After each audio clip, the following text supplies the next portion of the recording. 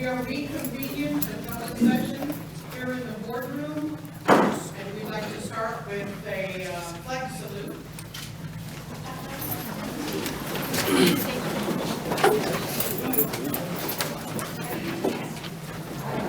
Allegiance to the flag of the United States of America and to the republic for which it stands, one nation, under God, indivisible, with liberty and justice for all.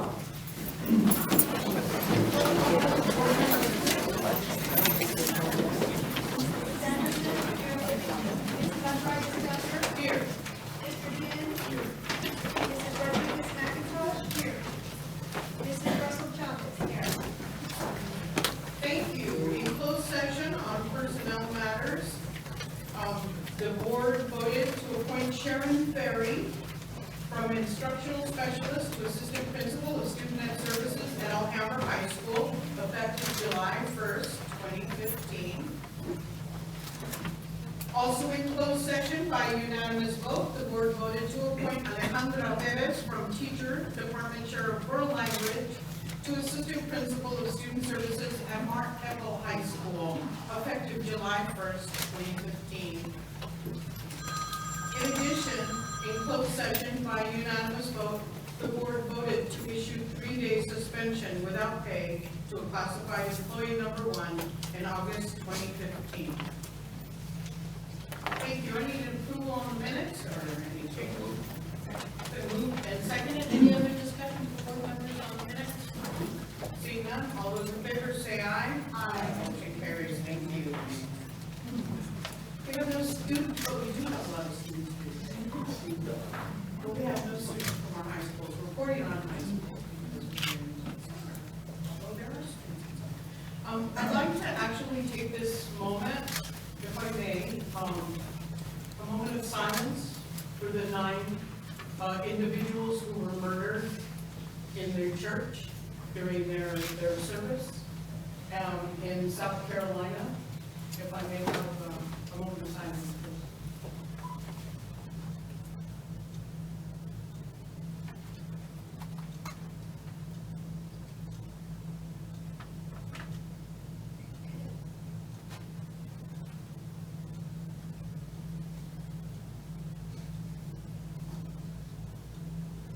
Thank you very much. We have a list of citizens who request to address the board on items not listed on the agenda. And we'll get started. First is Naomi Morales.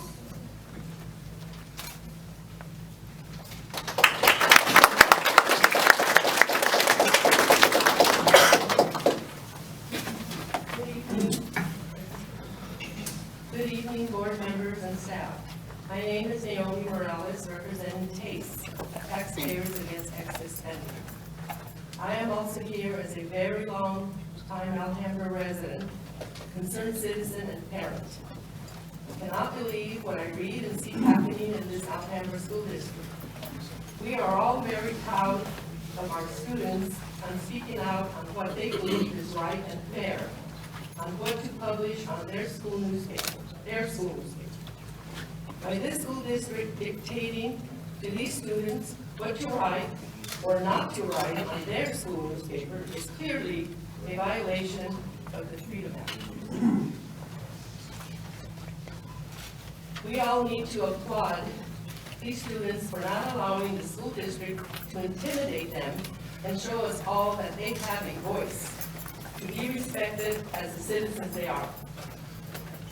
This bubble you created will not be ready to burst if you elected officials will learn to respect one another, especially all teachers and our precious students. These students will someday be running our schools and states, so it's up to us all to teach them well. There was writing on the wall many years ago that this would happen. Instead of just sweeping valid complaints under the rug, you should have listened and taken care of them, and you would not be in this terrible and embarrassing situation. It's never too late to fix things. Very easy. Learn to listen and to respect students, teachers, and all employees. Thank you very much.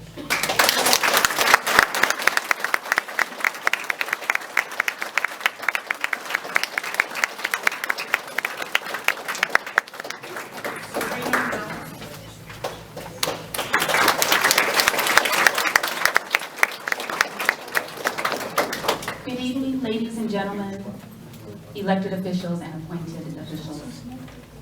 My name is Sabrina Morales, and I am a product of this district's K through 12. I am a teacher and I have completed 29 years teaching in this district. And that eloquent speaker right over there is my mother. She was one of my first and best teachers I have had. I am speaking today on some translation issues that I am very concerned about. I believe at the last meeting, Dr. Gonzalez stated that according to the ALCAP, all items will be translated in the home language that AUSD serves. Is that correct? Okay. Well, which languages are we supposed to put our materials in? English, Chinese, Spanish, and Vietnamese. Is that correct? That's a no comment from everybody. Okay. According to the Comprehensive Safe School Plan that Dr. Trieu so kindly provided for me when I asked for a copy, it states that in addition to English, the parent-student handbook is also available in Chinese, Spanish, and Vietnamese, as well as posted in these 4 languages on the district website. Yet, when one looks at the website, it does not have it available in Vietnamese. According to California Ed Code 51101.1 and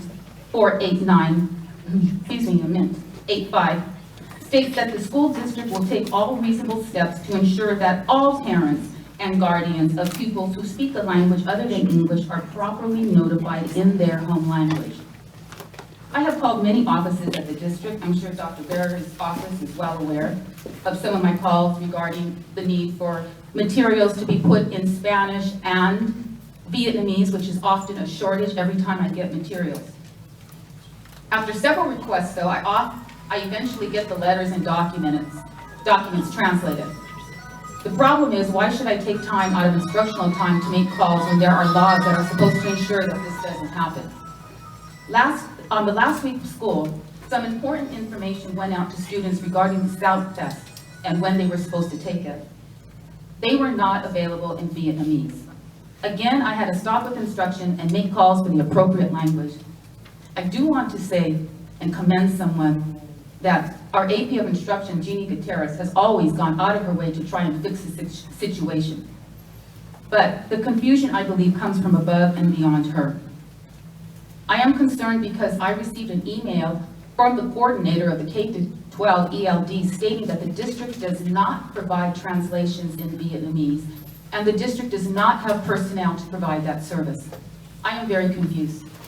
Why do we have a Vietnamese homeschool coordinator? Why do we have documents printed in Vietnamese after I make calls, yet I am being told by a high official that the school district will not print anything in Vietnamese? I recently had a letter stating that in Vietnamese, I'm going to wind it up, but this is very important to service this population of the community. Yet there was a letter that went out in all 4 languages for the cap and gown information about the changes in the price and so forth. So why, for something so important as a SOUT test, to inform parents of where their children need to be for the summer testing program, that this population, the Vietnamese population of the Alhambra Unified School District, was ignored and discounted even after I made the phone calls. In addition to that, this carries a very serious psychological effect, and I'm sure with Gateways to Success, you could totally understand this, Dr. Barrett. The psychological effect that it has on students is that they are discounted or considered an afterthought, or maybe considered a second-class citizen that they do not count. So, in closing, this whole thing conflicts with our mission statement at San Gabriel High School that we have a democratic society. And on my final thought, as a teacher here, I am supposed to serve and protect the students of this district. I want it on record that I support these students and want to ensure that there will be no reprisals against any student, minor, staff member, or teacher, including myself, for speaking out for what is right. to speak out to correct a wrong and uphold our constitutional rights in this wonderful country with that flag of the United States of America. My final comment, when you wear the armor of truth on your chest, fear not. Thank you.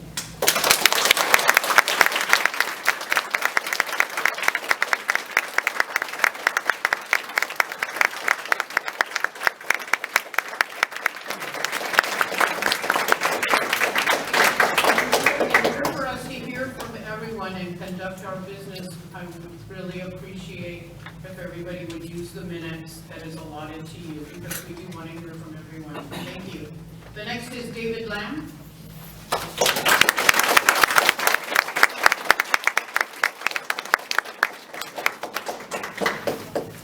Dear esteemed board members, my name is David Lamb, a 2011 San Gabriel High School alumnus and 2015 Stanford graduate. While at San Gabriel, I had the great privilege of interacting with the trans community as a member of the speech and debate team. With this guidance, I was able, with great pride, to represent our school on the state and national stage and succeed. As an alumnus of San Gabriel and a member of this community, I have a vested interest in seeing my school succeed. I care about what happens at my alma mater. When I heard earlier this year that our speech and debate team had its first state champion in recent memory due to Mr. Nguyen's coaching, I was ecstatic. Think about this. Somebody hundreds of miles away at Stanford heard about the successes of one high school because of the publicity that this accomplishment garnered. Unfortunately for San Gabriel High, and for this school district, recent perceptions of my alma mater have been holding me. The dismissal of a popular teacher who, and I quote, cares for his students of censorship, of intimidation tactics towards students in press conducted by administration, threats of arrest for organizing a peaceful protest, impending lawsuits by the American Civil Liberties Union. These are what San Gabriel High and this school district are now synonymous with. When I can read an article about this issue in the Pasadena Star News, then talk to my mother, who has read it in the China Daily, or my father, who has read it in Viet Bao, we know that this issue is widespread. Widespread to the point where the names San Gabriel High and the Alhambra Unified School District are not synonymous with success, with controversy, and weak leadership. As a member of this community, I am outraged. Outraged at the pathetic response that the situation has garnered. We have heard nothing about the reasons behind Mr. Nguyen's dismissal. We have heard nothing about allegations of censorship and intimidation. All we have are vague statements that are either blatant lies, proven wrong by insightful factual journalism, or attempts at obfuscation and evasion. As someone who cares about the school, I demand answers. The crowd behind me demands answers. This community that you have been elected to serve demands answers. And it is your duty to address these demands in a transparent fashion, instead of hiding behind regulations written in legalese.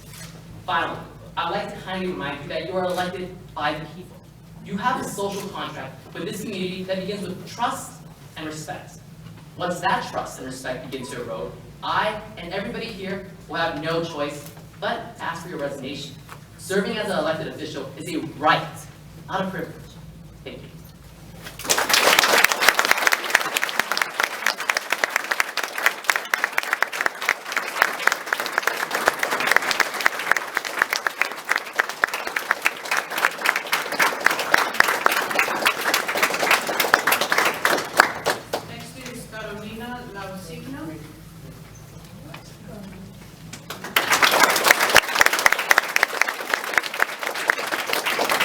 Loaisiga. Hello, my name is Loaisiga. I come here to speak about the cap and gown issue.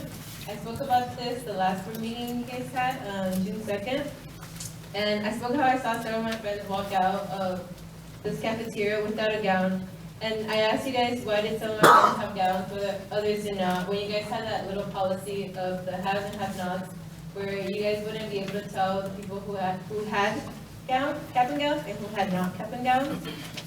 I also have asked about the inequality of the price tassels because all three schools had different prices. So I asked, like, why did we have different prices when we're the Alhambra Unified School District? So my friend and I wrote an article about this. So what I'm here for is I'm asking a follow-up. So are the schools that paid more than the other schools, are they gonna get a refund for it? Like, where does this money go? And then since I'm gonna be a senior next year, how will you change this policy so there's no confusion like it was this year?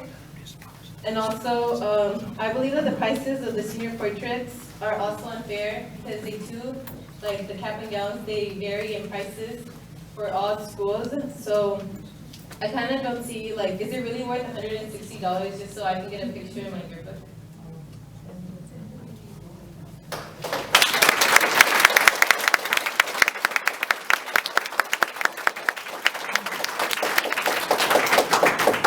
Jestin Ma.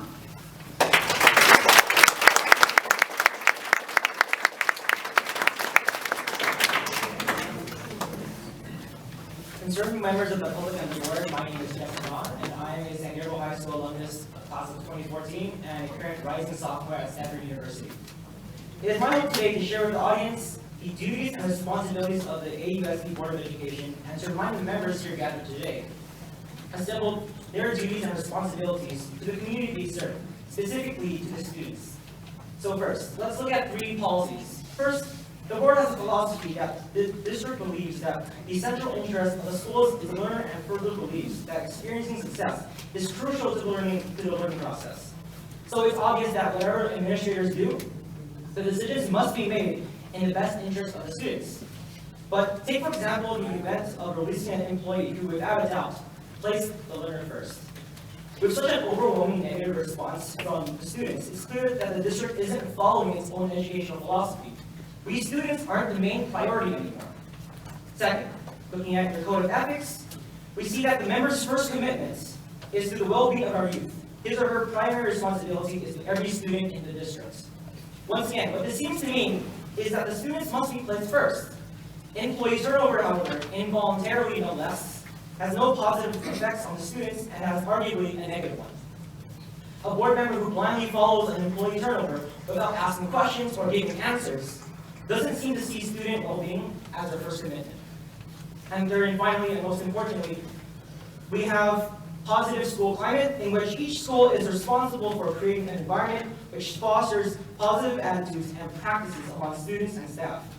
So with rumors surrounding certain members of administration definitely are not conducive to a positive learning environment. Worse yet, these rumors, which you allow to persist and remain unverified, also do not help foster positive attitudes among students and staff at certain schools. Each school and specific administrator must be held accountable by some group of people, such as the audience behind me, here today for a deteriorating learning environment. Now, I understand that the day-to-day activities of this Board of Education cannot rely on your bylaws and your responsibilities printed in your code.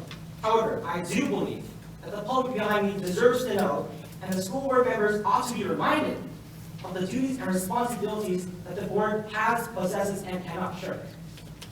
A responsive, responsible, and reliable governing board will surely acknowledge any recent signs of misconduct against students and not hide behind any kind of legal obscurity. But more importantly, the board must correct its behavior. Thank you.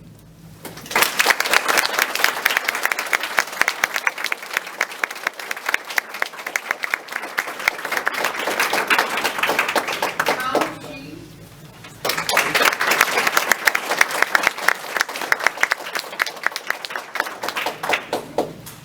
Good evening, concerned parents, students, alumni, and citizens. My name is Hao Shi. I'm a resident of Alhambra. I call 3 schools in the district alma mater: Garfield Elementary, Barton Middle School, and San Gabriel High School.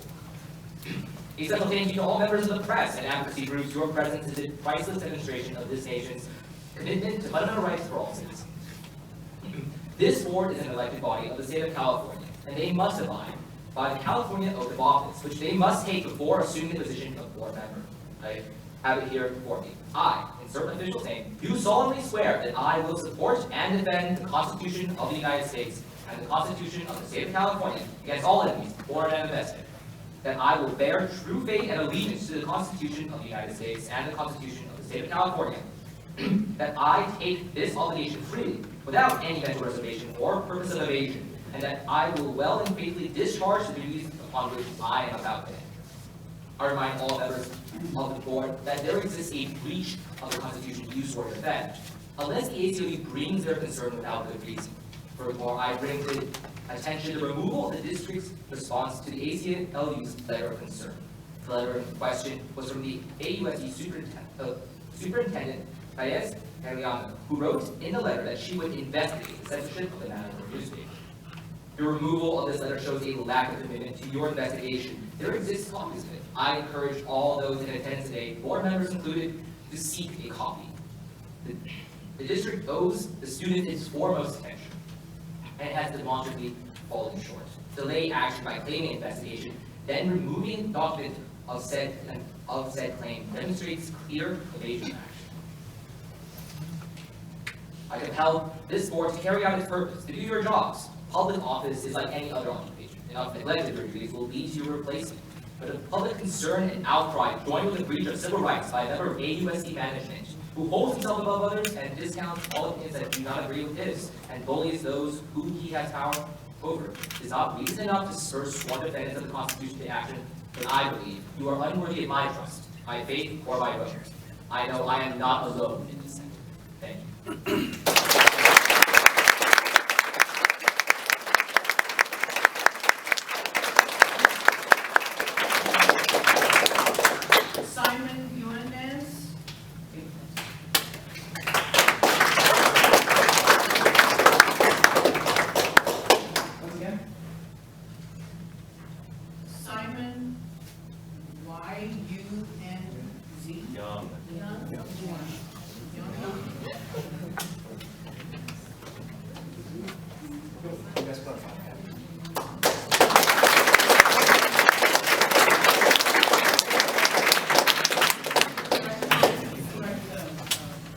The correct pronunciation is Young.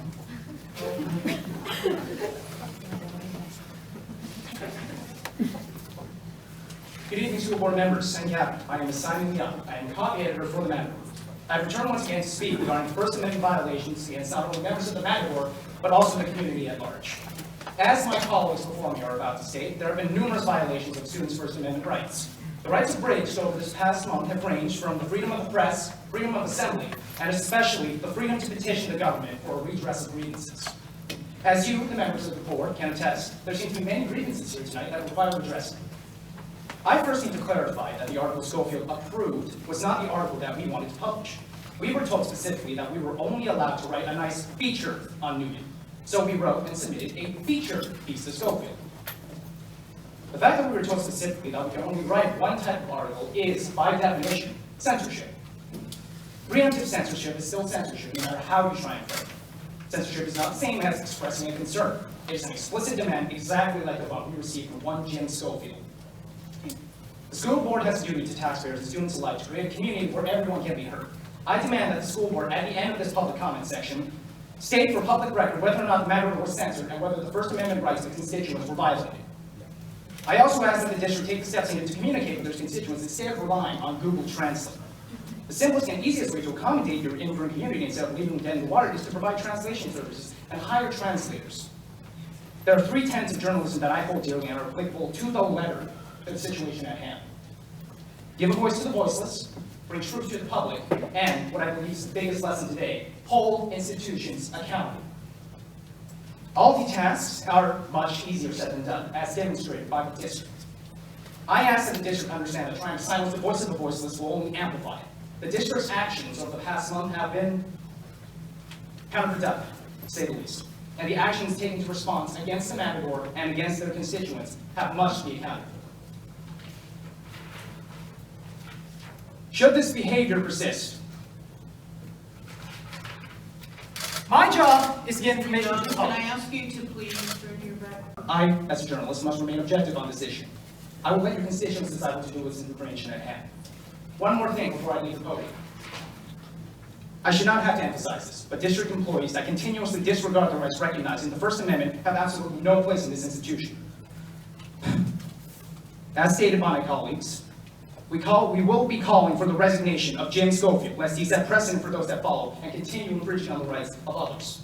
Thank you for your time.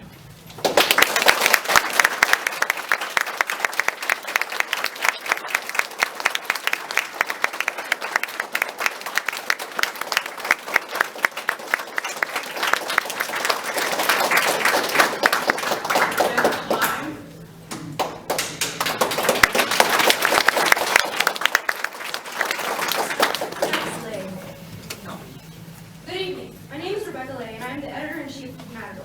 As some of you may I spoke at the last board meeting regarding press rights. And after the meeting, I scheduled an interview with the superintendent on June 5th to ask for clarification and comment on certain issues regarding Nguyen's dismissal and the censorship of Matador.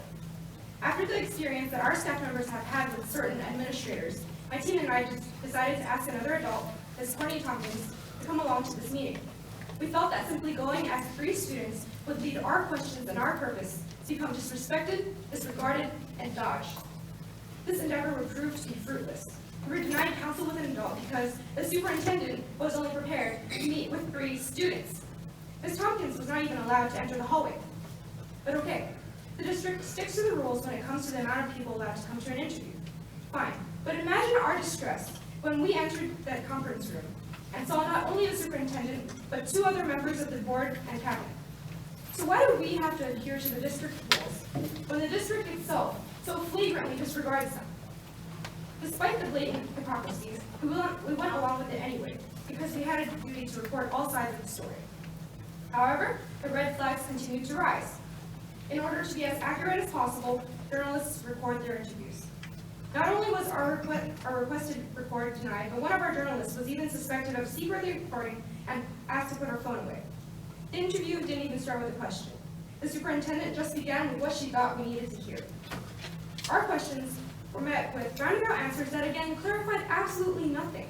When asked how the district would react to the censorship order imposed on Matador, Ms. Gagliano simply replied with, "You are not being censored." When Mr. Schofield orders a paper not to publish articles pertaining to a certain topic, that is censorship. Not only was this interview an exercise in futility in its aim to extract answers, we were greeted with copious amounts of condescension. When we tried to ask questions, we were cut off. When we wanted answers, we were brushed aside. And when we asked for clarification, we were simply ignored. This condescension toward those who seek answers needs to stop. The district, as a public institution, needs to remember that it is exactly that, a public institution, an institution for the public. Those who work in the name of the district are, in fact, public servants. They serve the public. But when the public asks unanswered questions that are instead avoided, does the Alhambra Unified School District still truly serve the public? Thank you for your time.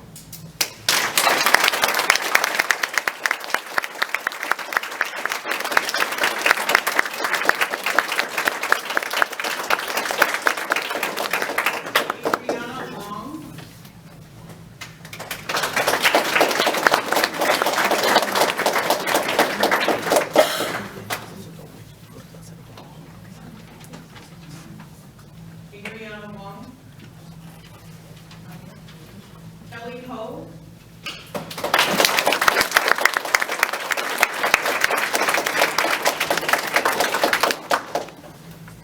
Hi, can you hear me? Hi. Good evening. My name is Kelly Ho, and I am a first-year writer for the Matador. On June 5th, I accompanied Rebecca to the interview with Superintendent Teyes Gagliano. I would also like to recount my experience with that interview and the intimidation I felt as I spoke with the board and the cabinet. When I entered the room, I thought I would be granted the trust of the board members. I was wrong. As Rebecca said, we asked for permission to record the interview and were denied. Knowing journalistic code of ethics, we agreed not to record. In the turn of events, my phone was spotted on the table. When one of the board members saw my phone, they asked me if my phone was on or off. Out of courtesy, I offered to turn off my phone and put it away. That was the first moment I felt that the board didn't trust our staff to uphold journalistic ethics and do our job. 15 minutes into the meeting, the board members asked us, "Have you gotten the answers you're looking for?" At that moment, we could either say, "Yes, thank you," and let it be, or we could have said, "No, I didn't. Can you give us answers?" Considering the disappointment we all felt after the interview ended, it's easy to guess which answer we chose.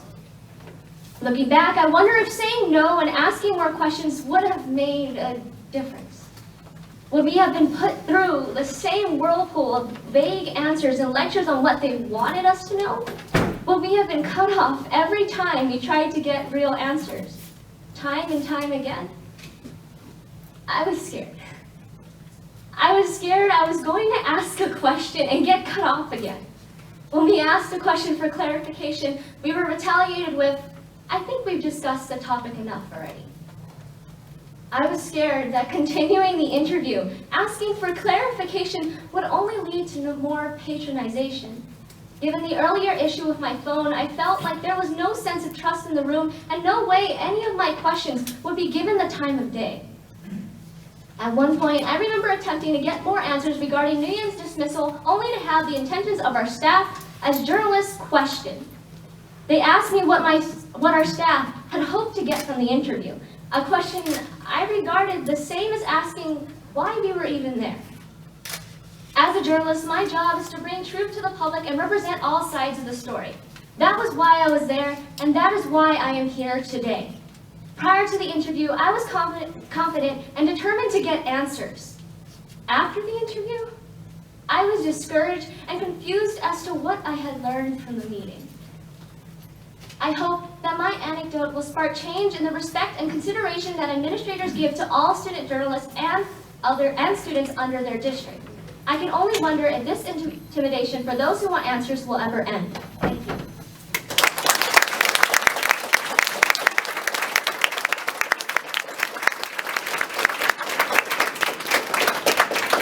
Erin Truong.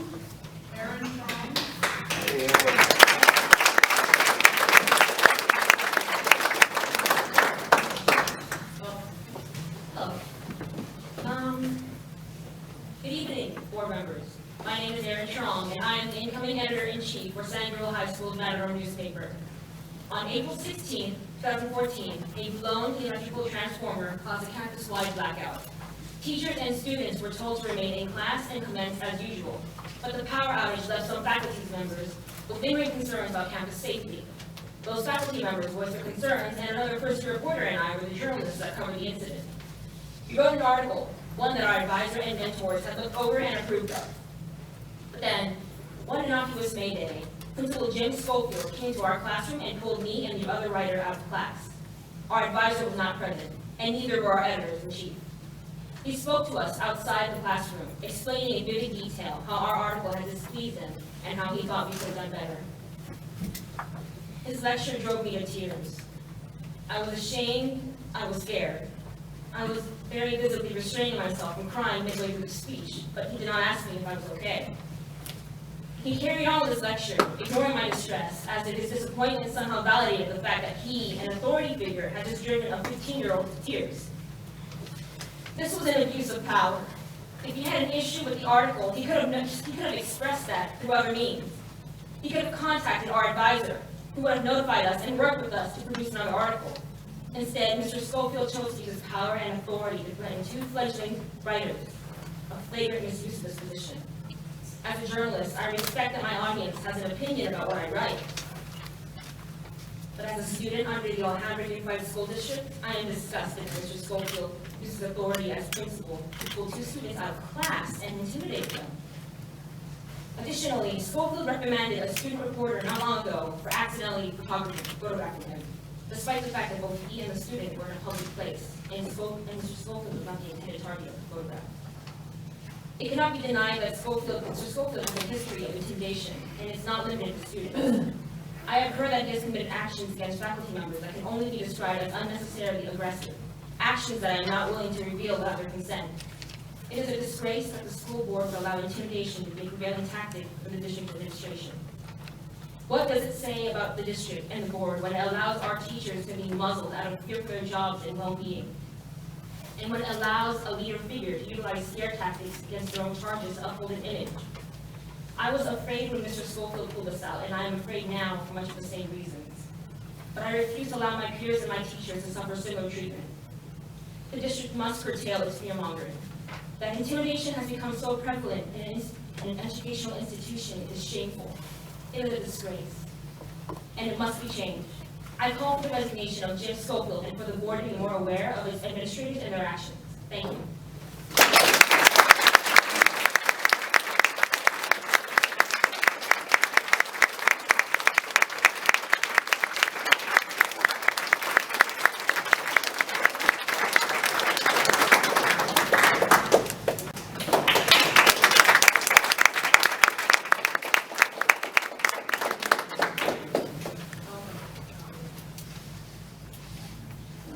Good evening, board members and cabinet. My name is Amy Yee, and I am an incoming managing editor of the Matador. As a journalist, I stand by the values of reporting the truth and only the truth, even in the face of adversity and the possibility of negative facts. As Erin said before me, I helped write the Blackout article. We remain strictly objective on the coverage of the issue. Throughout the process of writing the article and gathering information from multiple sources, I felt confident that I was doing everything properly as a journalist should be in reporting the news. Until, of course, Principal Jim Schofield put Erin and I out of class after the article ran and lectured us on how we covered the issue. He came to my class when the newspaper advisor was not even present, nor were the two editors-in-chief. He was extremely patronizing and pointed out how the article was written bad in his opening. In his lecture, he turned the tables on us, making us feel guilty for reporting on the blackout. Ending on it wasn't very good. This confrontation left me shaken. I was at a loss because this article was passed to the hands of senior writers and the advisor to check over before it was published. Even if we actually do something wrong, didn't Principal Schofield pass word down to our advisor instead of personally confronting two first-year writers? I'm aware that he was arguing his opinion, which is perfectly fine, but did he have to act in this excessively aggressive manner? Pulling two 15-year-old girls out of class when neither the advisor nor the editors-in-chief were present? Looking back, was it not very good because we gave insight and truth to how the situation was really handled? Or was it because it exposed how badly the situation was handled to the public, how it put the principal and the rest of the school administration in a negative light and jeopardized the safety of students and teachers? Granted, there were a couple minor errors in the article. However, these errors ultimately did not mislead the public from the main point of the article. In response to this, Student Press Law Center reviewed the article. Executive Director and lawyer Frank Almonte reviewed it with us and did not find any real faults with it. But no matter what the situation was, the way Mr. Schofield responded was out of line. He resorted to fear and intimidation to get his point across. Imagine, 15 years old and reporting on what was the truth. Until the school principal hunts you down out of the blue without warning, and pulls you out of class to tell you why reporting on something was wrong. He abused his power as principal to have the nerve to bully children because he wrote something that was unflattering to his image. Latching on to that thought, that wasn't the only time Mr. Schofield abused his power and authority to have his own way. English teacher and speech and debate coach Nguyen received a call from Schofield at 9 a.m. during finals week, right before his senior English class was scheduled to take a final. That time aside, his gesture was extremely rude and is also one example of bad leadership, especially for someone who has spent many years in the educational department and should know better. Nguyen hasn't been the first teacher to be bullied by Schofield, and I am extremely worried and concerned for other teachers who may also be followed. How can anyone teach, or learn, for that matter, in a place where they feel unsafe? With great power comes great responsibility, and I believe Mr. Schofield has violated this principle and will continue to use his power irresponsibly in the future. He is a bully and unfit to work in any school district. Nobody else should feel threatened in a learning environment. I call for his resignation and hope the school board would take this into consideration. Thank you.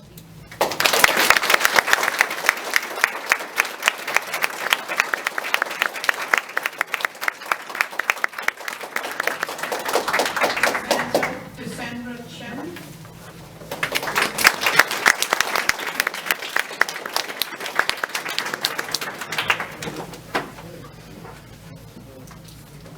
Good evening, board members.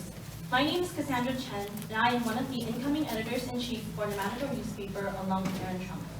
I will be reading a statement released by the 2013 to 2014 editor-in-chief, Stephen Ho, who is currently attending UC Berkeley. After Erin and Amy published their online article about the blackout, Schofield requested to talk to them in private. All of this was done very secretly.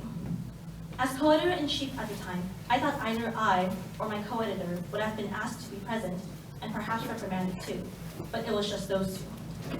I had no idea they were being scolded until I walked into H2 to see Erin and Amy in tears. It was heartbreaking. I asked them what happened and learned that they were pretty much coerced to write a revision of their online article and publish it in the print issue that month, along with a formal apology about their inaccuracies in reportage. Apparently, Schofield's reasoning was that the article did not reflect the complicated situation behind the power outage, that it put reputations on the line, that it was inaccurate, libelous, rebellious. I was there the day they collected information. It was a school board meeting at Garfield Elementary, and let me just say, they were doing everything right. I encouraged them to get interviews from the appropriate voices, and they got nothing but the truth. To hear that they were demanded to rewrite what was 100% truth was upsetting. They eventually published part of the revised article and updated the online one that was deemed misleading. Schofield was happy and didn't bother them anymore, but it was a pretty scary reminder that we had to please him first and foremost, and then may we do our job as journalists. That was the statement released by Stephen Ho, 2013 to 2014 editor-in-chief. I was also present on the day Mr. Schofield bullied those two girls. Imagine watching your fellow first-year classmates come back to class visibly shaken and crying after what was supposed to be a simple chat with the principal. I was scared. Scared because that could have been me. That could have been me. That could have been anyone on staff who could have been called out just because the principal didn't like your article. Because you were telling the truth. Because you were exercising your First Amendment rights. I thought we were living in America, land of the free, not the oppressive communist regime. To me, it seems like AUSD and its administration are learning more from Chairman Mao Zedong and Supreme Leader Kim Jong-un than our founding fathers. Thank you very much for your time.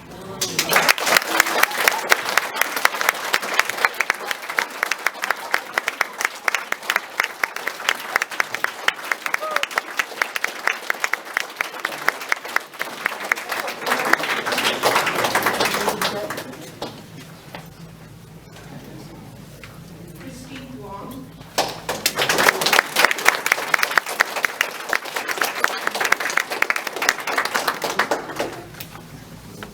Good evening, members of the school board.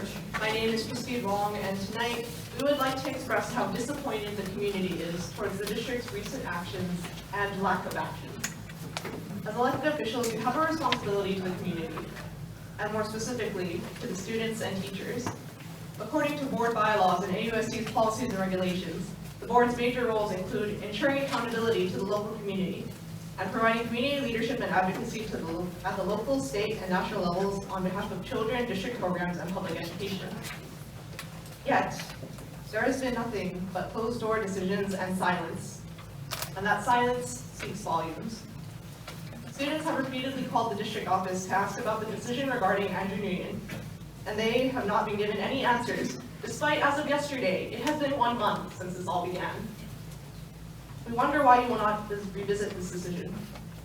He was told of his contract non-renewal on the first day of finals, the deadline for telling the teachers. Again, it is within administration's right to tell him of the decision so late, but common courtesy says that he should have been informed of this decision earlier. There is a reason why the deadline for telling third-year probationary teachers of a decision not to rehire is March 15th. Your decisions have far-reaching effects.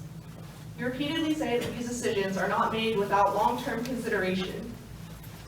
Yet, how well do you really understand the classroom environment and the community that you serve? Andrew Nguyen was a hard-working first-year teacher with little support. What he has accomplished is impressive, and yet you stand by your undisclosed reasons. As Tom Chan noted during the last meeting, 40 to 50% of new teachers leave within the first 5 years on the job. Releasing a teacher just after their first year leaves many with either difficulties finding employment in education again, or it leads them to quit education altogether. We would like to remind you that how you choose to respond to the issues presented tonight will not only reflect upon you as board members, but also upon all walks of your professional life. With tonight's media presence, I hope you'll consider what implications your actions will have on the district. Who will want to apply to work at or attend school in a district that neglects the needs of the students and the teachers? There is an impressive crowd gathered here tonight, and they are expecting answers. You've heard our side of the story, and we would like to hear yours. There is a saying by a Roman poet that asks, "Who will watch the watchman?" And our answer to that is us. We are going to hold you accountable for your actions. Thank you.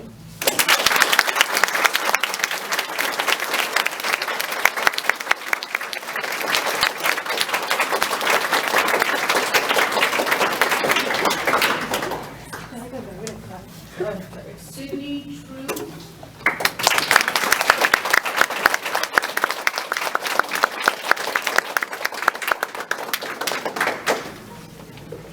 Good evening, school board members and cabinet. My name is Trieu, and I'm an incoming junior and photo editor for the Matador. And I'm here just to raise one question.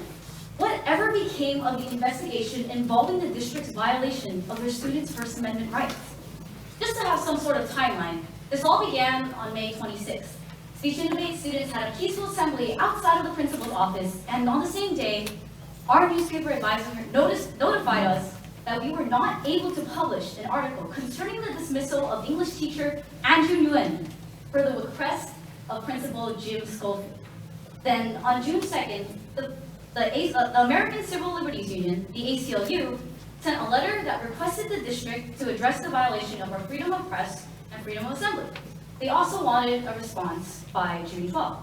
So Dr. Teus Gagliano released an undated statement on the district website that answered neither the ACLU's request nor the countless questions that the community might have had. And what day is it today? June 25th.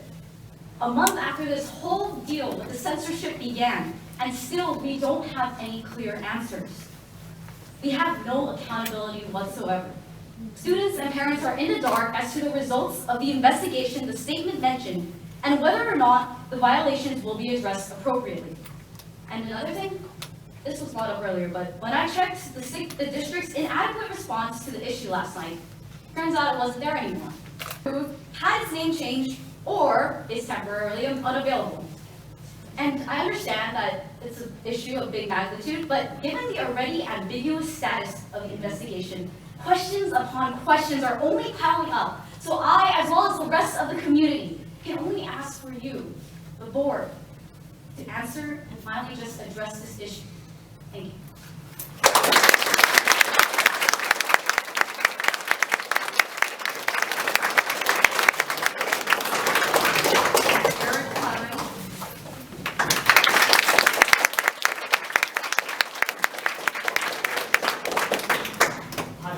I would like to know the questions have it. All right. Good evening, members of the school board. My name is Erin Truong, and on June 7th, I emailed AUSD administrative assistant in hopes of obtaining the audio recording of the June 2nd school board meeting. She responded a day later, saying that the recording cost $50. Apparently, the recording are distributed on cassette tapes, and the money goes to purchasing the material and compensating the system for our time.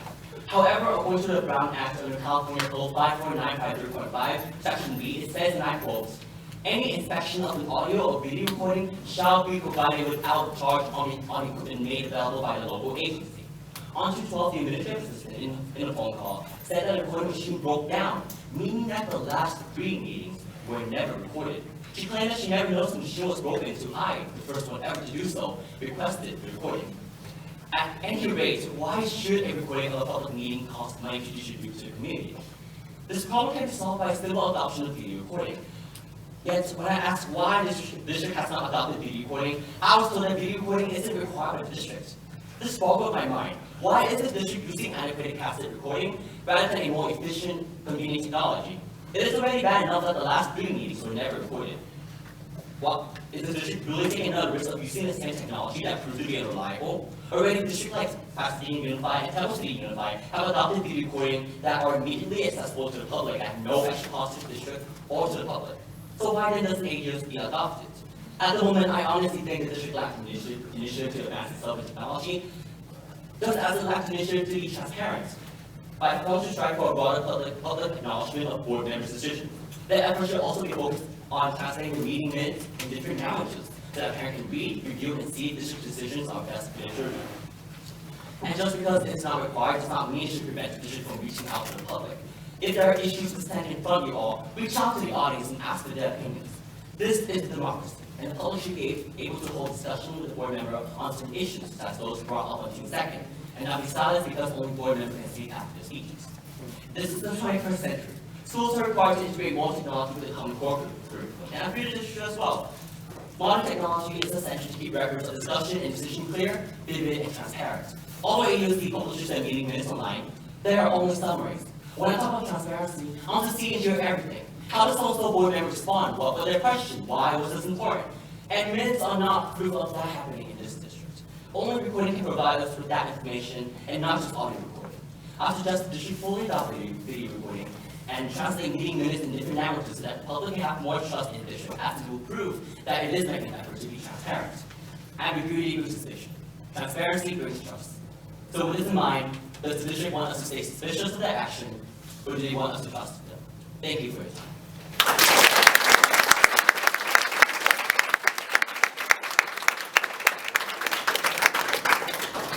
Erin Truong.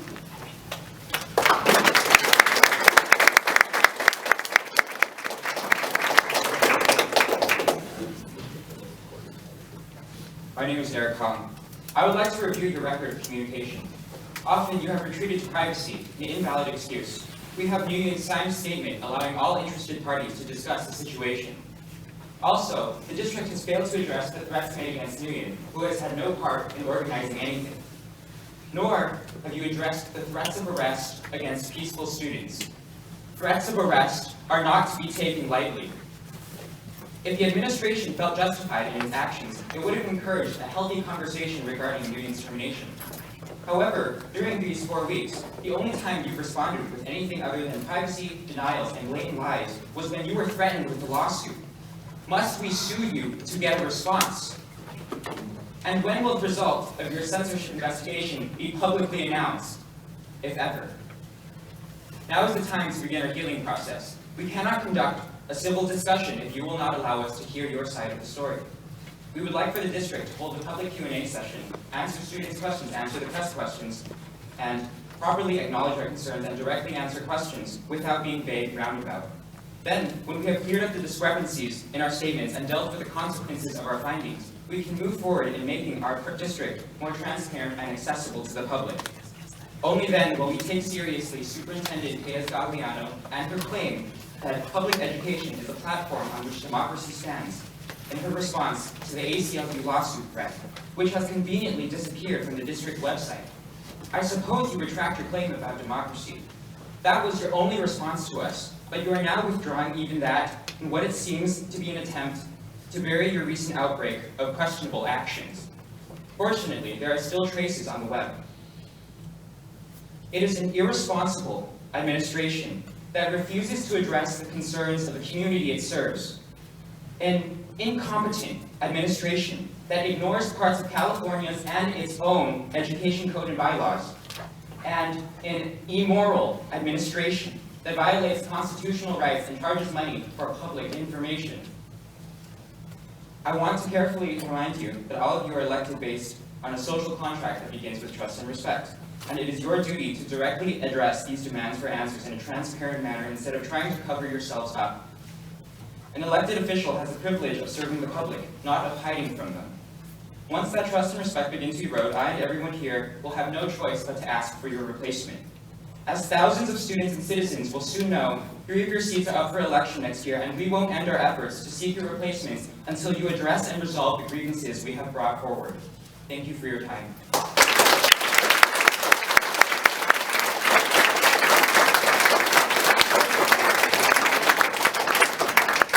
Quach.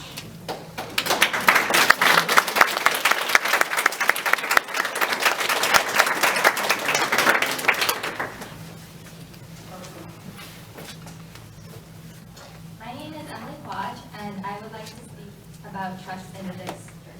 At the last board meeting, a group of us came to you expecting that once you heard our grievances about Mr. Schofield, you would take action.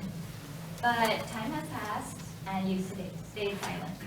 In this time, we've been approached by more people, including teachers, who are upset about this and previous board decisions, but fear speaking out because of retaliation. We have become very disappointed and disillusioned by the actions of the board. Now, I understand that our community is not inclined towards political activities. After all, according to the most recent census in 2010, approximately 80% of this community does not speak English as its primary language. We feel that you have been taking advantage of that. Perhaps you have grown accustomed to working without public participation.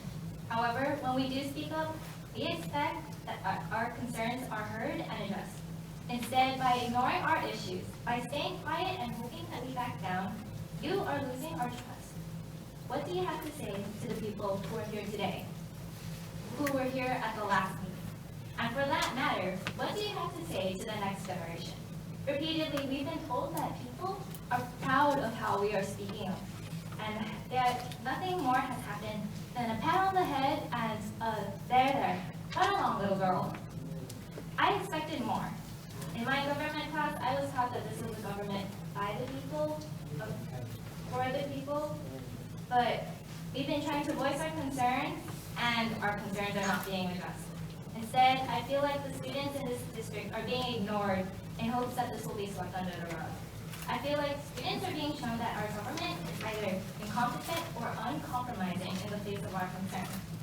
What then is the point of voicing our opinions if we're only going to face indifference? This silence, this unresponsiveness goes against the ideals that I was taught in my education. At the last board meeting, David Quach, parent of a San Gabriel High School student, said, and I quote, "The sudden dismissal of such a beloved teacher and coach without any explanation makes me question my request for the administration. How do you intend to respond to everyone who wants an answer? This may be a community of majority immigrants, but we are not a community that will back down. We will not be silent. This has grown beyond Mr. Nguyen's dismissal. This is about the lack of trust and support for and from our district. This has become a matter of principle. Where are your principles?"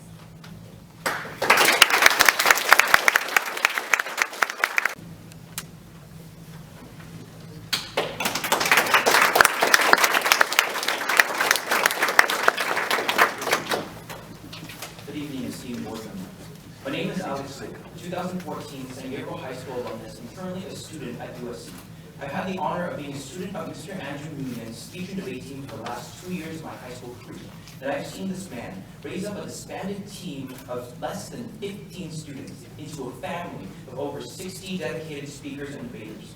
He stayed past school hours to practice with students who wish to improve their craft in speech or in his English class. Within his first year as a coach, he was able to bring 2 people to state championships. In his second year as coach and first year as an English teacher, his efforts yielded the first state champion San Gabriel High School has ever had in the past 2 decades, 2 sweepstake awards, countless finalists in varsity tournaments, English classes with a KC pass rate far above the average, and most importantly, he has built genuine connections of mentorship and leadership with his English and speech and debate students. Now, the mission of San Gabriel High School is to, quote, "to ensure that all students acquire the academic, vocational, thinking skills, and personal qualities essential to becoming responsible, contributing members of our multi-ethnic, democratic society," unquote.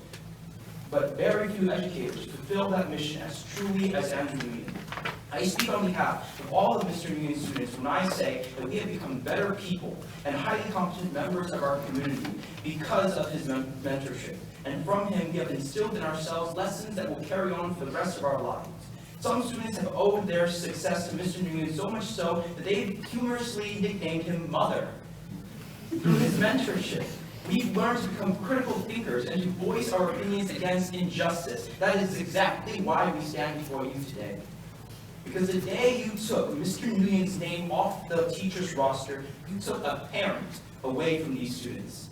The day you took a highly qualified and equally beloved teacher from this family, you disregarded the struggles Mr. Nguyen had faced to build this team and his English classes, and you disregarded the educational milestones and achievements we've gained as a result.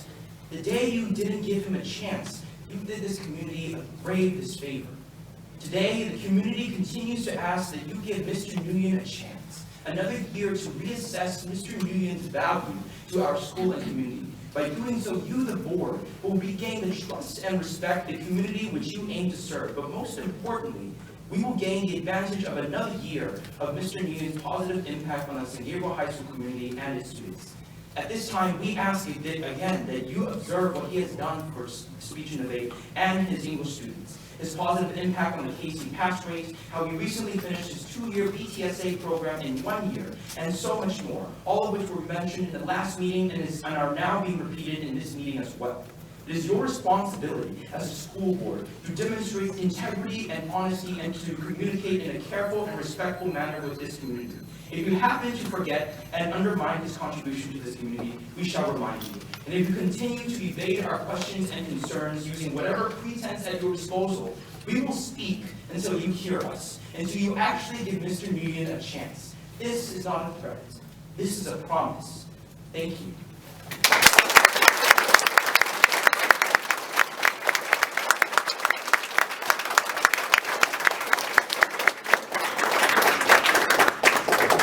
Forgive me if I do not pronounce your name correctly. Kyle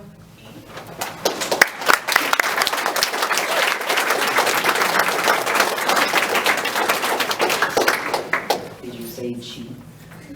Oh, it's cheap. Okay. Hello, members of the board. My name is Transparency Man. First, I would like to object to the minutes of the last meeting. You conveniently forgot to mention Principal Schofield's tactics of intimidation, the Matador censorship, the threats of arrest made against students, and instead, the minutes say that the speakers, commented on First Amendment rights. Also, maybe because you failed to record your last 3 meetings, you noted that Miss Adriana Wang spoke even though she was not present during our speeches. At many other school districts, board meetings are recorded and available to the public for free, according to your own AUSD Board Bylaw 9324 and the Brown Act under the California Government Code 54953.5, as Eric said. However, if someone in the audience hadn't recorded that meeting, all that would remain of our voices would be the oversimplified minutes. From your perspective, we may as well have not spoken at all. In addition, we all brought up different points, and yet it was summarized to just one broad topic. If people at home read the minutes, they wouldn't fully capture the depth of this argument. This is not a simple black and white issue of wanting a teacher rehired, but a complete spectrum of the problems plaguing this school district. This also brings up another issue: censorship. Our voices were significantly reduced to short summaries. Does our voice not matter to you? We are all citizens of the United States, and we deserve the same respect that you ask of us. Are we lesser human beings because we're younger than you? No. In fact, as students in this district, being affected by your decisions, we deserve answers. However, at the end of the day, we aren't allowed to hold conversations with you. We get evasive responses from your secretary, and you ignore all press inquiries. How can we understand your decisions if you don't communicate with the community that you serve? By being vague and uncertain, the board is creating an unnecessary confusion and misunderstandings and causing people to lose trust in this district. We need answers. We need transparency. Thank you for your time. Good evening, honorable board and all the staff here. Item number 15 on your agenda, resolution 14-1537. I'm just here to thank the board for considering this for approval tonight.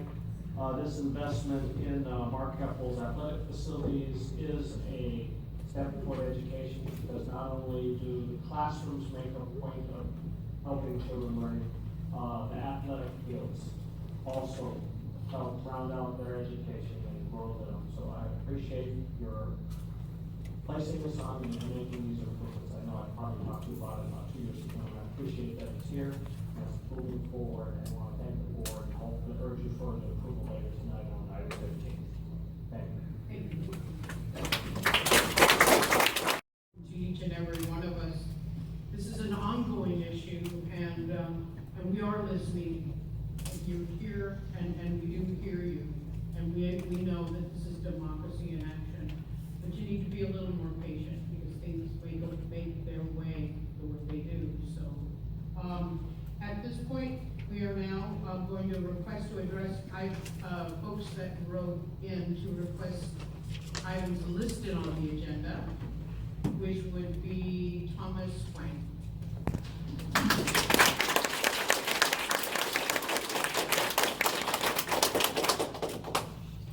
Good evening, board members. My name is Thomas Wang, and I am an incoming junior of San Gabriel High School. As a school district, the Alhambra Unified School District is responsible for reaching out to the community. The local control and accountability plan, or LCAP, is supposed to make sure of that. For audience members that do not know, LCAP is a state-mandated plan that is supposed to integrate parents and community members in the district decision-making to reach the district goals. The district reached out to community members to speak their minds on these plans on June 30th and June 17th, both at 6 p.m. And the district advertised these meetings through the Pasadena Star News and posting the news on the website. This level of communication is ineffective to say the least, and shows that the district failed to realize who our community members are. The Pasadena Star News is an English media outlet. The problem here is that the majority of AUSD parents are of the direct immigrant descent or immigrants themselves. That means that English is not the primary language of many residents here. In fact, 80%. In addition, many parents will not even understand these district plans. Even if the district's LCAP is posted on the AUSD website, proper translation is needed for full understanding. The district wanted to be more accessible, reaching out to media such as AM 1430, Fifth Bow, World Journal, and Sing Tao News will prove to be beneficial in both community engagement and transparency. Furthermore, it is inconvenient for parents to go to the district office on the days of public hearings because they have work on weekdays. Surprising, I know. Due to the tight scheduling decisions many parents will have to take, a low turnout is bound to happen. The burden is put on parents to come home from work and go straight to meetings if they work full time. And that's assuming we have a typical 9 to 5, as some parents leave much later. The bottom line is that the district has made accessing these public hearings incredibly difficult for our community members. The burden is put on the students to translate the message to the parents. Then the burden is put on the parents to actually attend these meetings. And even more weight is put on additive parents, as the plan for LCAP is only available to the public on June 18th, 19th, and 22nd, 9 a.m. to 5 p.m. at the superintendent's office according to agenda. Time where a working parent cannot attend to. And this will only be inconvenient for the parents and impede their ability to participate in their child's education. In fact, the fact that there may or may not be a translator is daunting, as if they even decide to show up, or the voice even be heard. The district is supposed to accommodate the community, not the other way around. Therefore, I urge the district to reach out to the non-English media to explain LCAP, make the public hearings on the weekend, or offer parents to come in after the initial start time. Release LCAP plans online along with advertising through news outlets, and provide translators in the LCAP public hearing. Quite frankly, this makes the district look like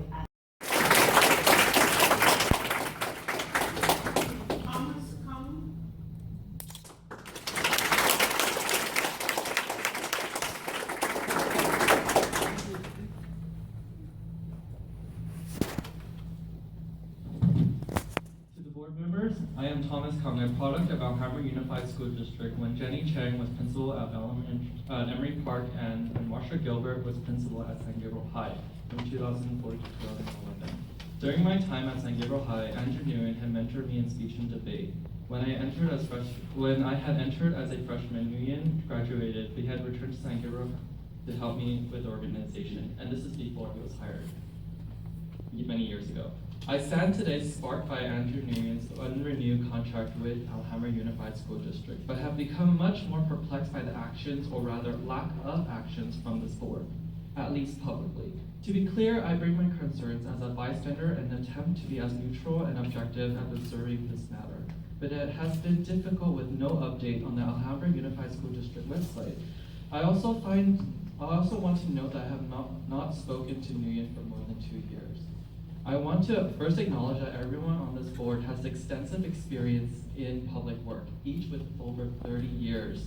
But But that is where my perplexity grows when 20 days later, I stand before a board full of experts who have not given an answer to the public since the issues of Mr. Nguyen's dismissal and the censorship at San Gabriel High were brought to your attention. I am sure running a school district is a difficult role, but I believe the issues regarding Mr. Nguyen, the claims of censorship at San Gabriel High, and the lack of urgency from this board has caused much distress to the students, staff, parents, and other community members. It has become a snowball effect when the reason for Mr. Nguyen's dismissal is unclear, evolving to becoming an issue of censorship, and now the lack of address from the board. Hence the protest, hire Nguyen, fire Schofield, and retire the board that we hear today. Metaphorically, blood does not need to be shed in order to resolve the issues on hand. The students and the community members feel they have been unjust. What we are looking for is not leaders hiding behind governance or statements claiming that censorship is a misunderstanding. We need to know the facts. Does Mr. Nguyen understand why his contract was not renewed? Did Mr. Schofield censor the Matador newspaper and intimidate students who were attempting to write the article? How is this investigation going? What actions is the board going to take to address these urgent concerns? Or rather, how long are you going to leave us hanging? Some of the other questions that when I was sharing this article, or when I was sharing my speech with, they asked, can the LCAP money be used to keep a good teacher in the community that actually want to have, who actually are just doing a really good job, and the stakeholders obviously want Andrew. The taxpayers want him back.